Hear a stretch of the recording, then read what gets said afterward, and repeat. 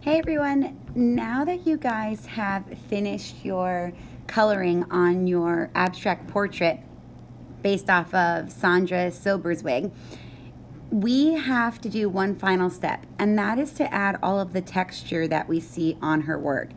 So looking at this piece by her, we can see that on the face she's added things like dots and dashes.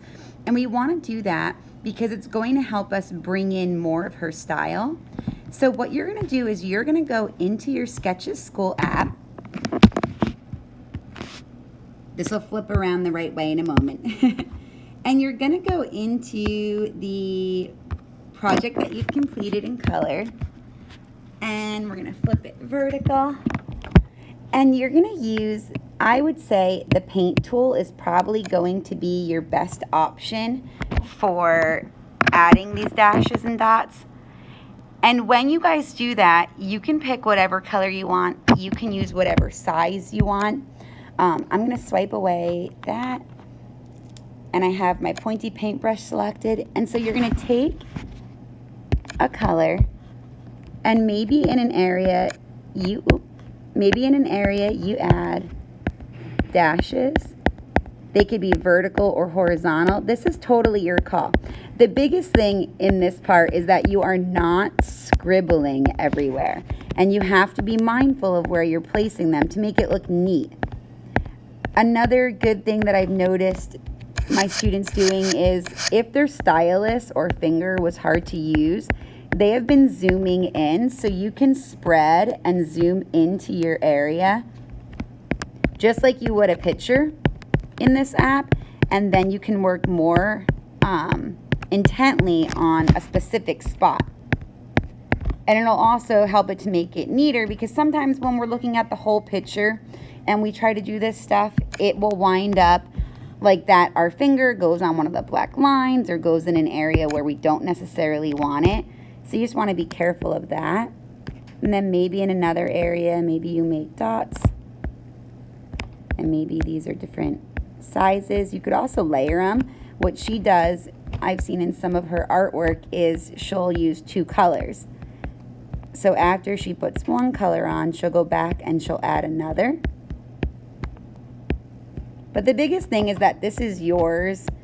This is your art, so you're going to do it different than me, and I don't want you to feel like you have to do the same exact colors or the same things that I'm doing right now.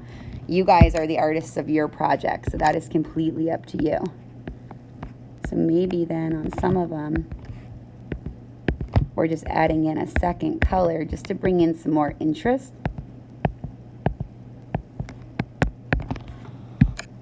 And maybe then down here, maybe we go to a wider point, and now maybe we make them horizontal. Now, the idea here is not to do it on every single spot that you have available. You're going to pick and choose. So maybe since I did this whole side of the face, maybe on the other side, maybe I only do it in areas. She doesn't put this texture absolutely everywhere. There are spots where she leaves it just the way that she originally first created it. So maybe then over here, maybe I take blue, and maybe like just in here, I add a few.